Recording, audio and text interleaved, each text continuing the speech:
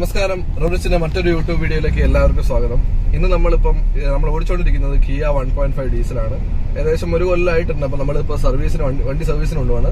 അതായത് third service. അതായത് എന്താ പറയാ, ലേബർ ഫ്രീ ആണ്, പക്ഷെ പെയ്ഡ് ആണ്. കാരണം ഓയിൽ ഫിൽറ്റർ തുടങ്ങിയ കാര്യങ്ങളൊക്കെ മാറ്റാനുണ്ട്. പോരാത്തിന് അലൈൻമെന്റ് ചെയ്യാറുണ്ട്. അങ്ങനെ ഇപ്പം കിയയില് നമ്മൾ സർവീസ് കിട്ടണമെന്നുണ്ടെങ്കിൽ ഞങ്ങളിപ്പോ കോഴിക്കോടാണ്. കോഴിക്കോട് സർവീസ് സെന്ററിൽ കുറച്ച് ദിവസങ്ങൾക്ക് മുന്നേ ബുക്ക് ചെയ്ത് നമ്മൾ സ്ലോട്ട് എടുത്തിട്ട് വേണം വണ്ടി കൊണ്ടുപോകാൻ. കാരണം ഒരു ദിവസം ഏകദേശം 20-25 വണ്ടി, അങ്ങനെ ചെറിയൊരു അത്ര വണ്ടി മാത്രമേ ഇവിടെ സർവീസ് ചെയ്യുന്നുള്ളൂ. അതെന്നുവെച്ചാല് ഞങ്ങൾ വണ്ടി എടുക്കുമ്പോഴുള്ള കാര്യമാണ് പറഞ്ഞത്. ഇപ്പം ചിലപ്പം വണ്ടിയുടെ എണ്ണം കൂടിയത് കൊണ്ട് ചിലപ്പം കുറച്ച് കൂടിയിട്ടുണ്ടാവും. പക്ഷെ സർവീസ് സെന്റർ എന്തായാലും കോഴിക്കോട് ഒന്നേ ഉള്ളൂ. അപ്പൊ കോഴിക്കോട് അത് പുതിയങ്ങാടിയാണ് സർവീസ് സെന്റർ വരുന്നത്. അപ്പൊ നമുക്ക് എല്ലാവർക്കും സംശയം ഉണ്ടാവും, ഇപ്പൊ ഫസ്റ്റ് സർവീസിൽ എന്തൊക്കെയാണ് ചെയ്യാൻ. നമുക്ക് അത് നോക്കാം.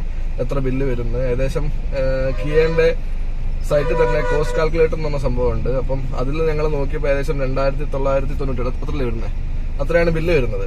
അപ്പം പ്ലസ് അലൈൻമെന്റ് ബാലൻസിങ് എല്ലാം കൂടി ഒരു 1000 റുപ്പീസ് എക്സ്ട്രാ വരുന്നുണ്ടാവും.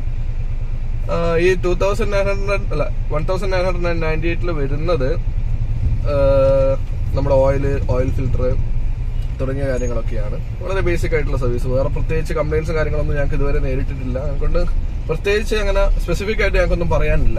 മീൻസ് അവരോട് അതായത് ഇന്ന പാർട്ടിന് കംപ്ലൈന്റ് ഉണ്ടെന്നോ ഇന്ന സാധനത്തിന് പ്രശ്നം ഉണ്ടോന്നൊന്നും പ്രത്യേകിച്ച് പറയാനില്ല. അപ്പം നമുക്ക് ബാക്കിയൊന്ന് നോക്കാം. എന്നിട്ട് അതിനുശേഷം വണ്ടി ഇന്നിപ്പോ രാവിലെ കൊടുത്ത് വൈകുന്നേരം കിട്ടും. അതിനുശേഷം നമുക്ക് ബില്ല് ഒന്ന് അനലൈസ് ചെയ്യാം. അവർ പറയുന്ന ആ കോസ്റ്റ് തന്നെയാണോ സർവീസ് ചാർജും കാര്യങ്ങളൊക്കെ വരുന്നത് എന്നുള്ളത്.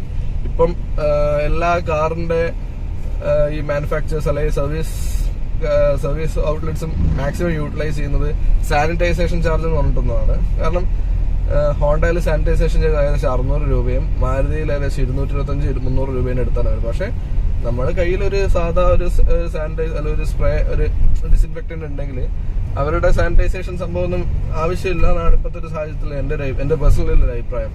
നമുക്ക് കിയറിന് അങ്ങനെ എന്തെങ്കിലും ചാർജസും കാര്യങ്ങളും ഉണ്ടെങ്കിൽ ഞങ്ങൾ അത് ഒഴിവാക്കാനാണ് വിചാരിക്കുന്നത്. കാരണം ഞങ്ങൾ സാനിറ്റൈസറും കാര്യങ്ങളൊക്കെ ഞങ്ങൾ കൈ കരുതിയിട്ടുണ്ട്. അപ്പൊ ബാക്കി നമുക്ക് ബില്ലും കാര്യങ്ങളും കിട്ടിയതിന് ശേഷം ഞങ്ങൾ ഷോറൂം ഒന്ന് കാണിക്കാം, എല്ലാം ഒന്ന് നോക്കാം. അപ്പം നമ്മൾ സർവീസൊക്കെ കഴിഞ്ഞ് വീട്ടിലെത്തി. പക്ഷെ ഇന്നലെ എന്താ പറയാ, ഒരു കണ്ടിന്യൂ ചെയ്ത് ഇടാൻ പറ്റിയില്ല. കുറച്ച് തിരക്കുകളും കാര്യങ്ങളൊക്കെ ആയിപ്പോയി. വൈകുന്നേരമാണ് ഇന്നലെ വണ്ടി കിട്ടിയത്. അതായത് രാവിലെ 9:30 കൊടുത്ത് വൈകുന്നേരം ഒരു 4 മണിക്കായി വണ്ടി കിട്ടാൻ വേണ്ടിയിട്ട്. ഞാൻ കുറച്ച് നേരം അവിടെ വെയിറ്റ് ചെയ്യേണ്ടി വന്നു. വാഷ് ചെയ്ത് കഴിഞ്ഞ് വണ്ടി തരാൻ കുറച്ച് സമയം എടുത്തു. അപ്പം ബില്ല് നമുക്ക് കാണാം. ഞങ്ങൾക്ക് ഏകദേശം ബില്ല് വന്നിട്ടുള്ളത് 3043 രൂപയാണ് ബില്ല് വന്നിട്ടുള്ളത്. അപ്പം ഇതിൽ മെയിനായിട്ട് ഇപ്പോൾ മാറ്റിയിട്ടുള്ളത് service kit oil filter, gasket oil plug, പിന്നെ 0W20 അതായത് നമ്മളുടെ എഞ്ചിൻ ഓയിൽ ഏകദേശം 5 ലിറ്ററിന്റെ അടുത്ത് വന്നിട്ടുണ്ട്. അതായത് 4.80.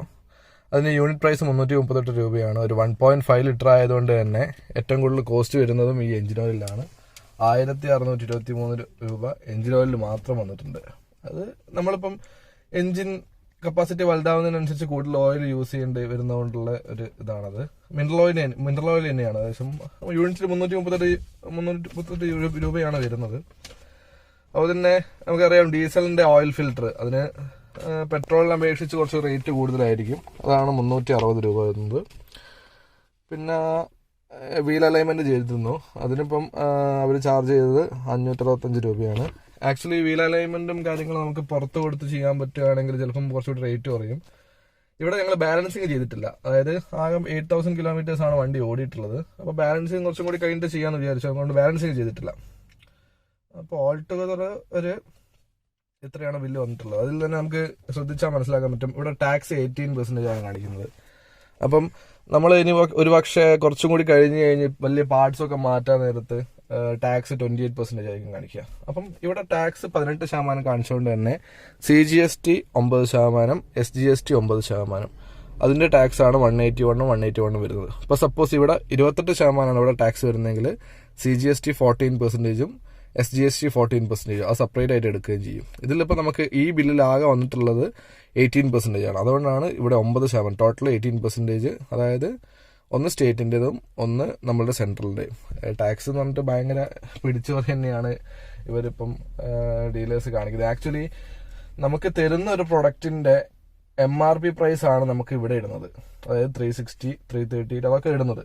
അപ്പം അതിന്റെ മുകളിൽ പിന്നെയും അഡീഷണൽ ആയിട്ട് ഒരു 14 or 18% പിന്നെ ടാക്സ് ആണ് നമ്മൾ കൊടുക്കുന്നത്. അപ്പം ഇതിപ്പം ആരോട് എവിടെയാണ് ചോദിക്കേണ്ടതെന്ന് എനിക്ക് ഞാൻ മനസ്സിലാക്കിയിട്ടുള്ളത് അങ്ങനെയാണ്. കാരണം നമ്മളിപ്പം ഒരു MRP പ്രൊഡക്റ്റ് വാങ്ങി, നമ്മൾ ഒരു പാർട്ട് വാങ്ങി, ആ പാർട്ടിന് നമ്മൾ എക്സ്ട്രാ പിന്നെ ടാക്സ് പേ ചെയ്യാണ്.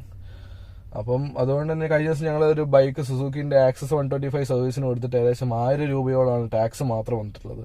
അതിന് സർവീസ് ചാർജ് വന്നത് ഏകദേശം 6000 റുപ്പീസ് ഉണ്ട്. കുറച്ച് പാർട്സ് ചേഞ്ച് ഉണ്ടെങ്കിലും അത് ഭയങ്കര കുറച്ച് വലിയ റേറ്റ് ആയിട്ട് എനിക്ക് തോന്നി.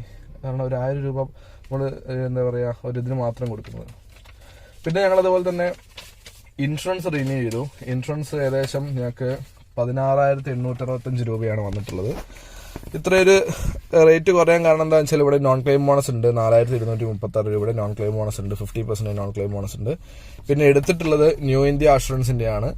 ഞങ്ങൾക്ക് 2 ഓപ്ഷൻസ് ആയിരുന്നു അവർ തന്നത്. ഒന്നുകിൽ ന്യൂ ഇന്ത്യ അല്ലെങ്കിൽ ICICIയുടെ ലംബാർഡ് ICICI ലംബാർഡ് എന്ന് പറഞ്ഞ ഇൻഷുറൻസ് ആണ്. അപ്പം ഏകദേശം ഒരു 3000 2500 ആ ഒരു വ്യത്യാസമാണ് വരുന്നത്.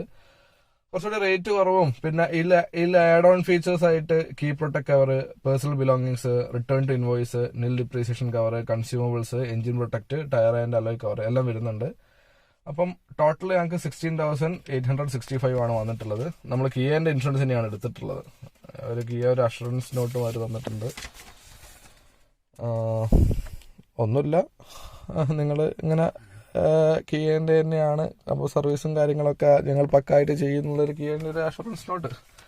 അതിപ്പം നമുക്ക് ഇതുകൊണ്ടുള്ളൊരു അവിടുന്ന് കമ്പനിയിൽ നിന്ന് ഇൻഷുറൻസ് എടുക്കുന്നതുകൊണ്ടുള്ളൊരു ഉപകാരം എന്ന് പറഞ്ഞു കഴിഞ്ഞാൽ നമുക്ക് കാര്യങ്ങളൊക്കെ പെട്ടെന്ന് നമ്മൾ കഴിയുന്നതാണ്. അതായത് എന്തെങ്കിലും തട്ടോ മുട്ടോ ചെയ്ത് കഴിഞ്ഞാൽ നമ്മുടെ വണ്ടി അവിടെ മാത്രം ഏൽപ്പിച്ചാൽ മതി. മറ്റേതാകുമ്പം കുറച്ച് റേറ്റ് കുറയെങ്കിലും, പുറത്തുനിന്ന് എടുക്കുമ്പോൾ കുറച്ച് റേറ്റ് കുറയെങ്കിലും നമ്മൾ 1-2 പ്രാവശ്യം ഒന്നും ഓഫീസിൽ പോകേണ്ട ഒരാവശ്യം വരും എന്തായാലും.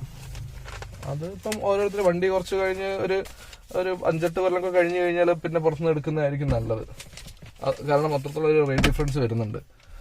അപ്പോൾ ഈ ഒരു വീഡിയോ എല്ലാവർക്കും ഇഷ്ടമായെന്ന് കരുതുന്നു. അപ്പോൾ ഒരു അടുത്ത വീഡിയോ കാണുന്നവരെ എല്ലാവർക്കും ബൈ. നിങ്ങൾ വീഡിയോ ലൈക്ക് ചെയ്യുക, ഷെയർ ചെയ്യുക, സബ്സ്ക്രൈബ് ചെയ്യുക.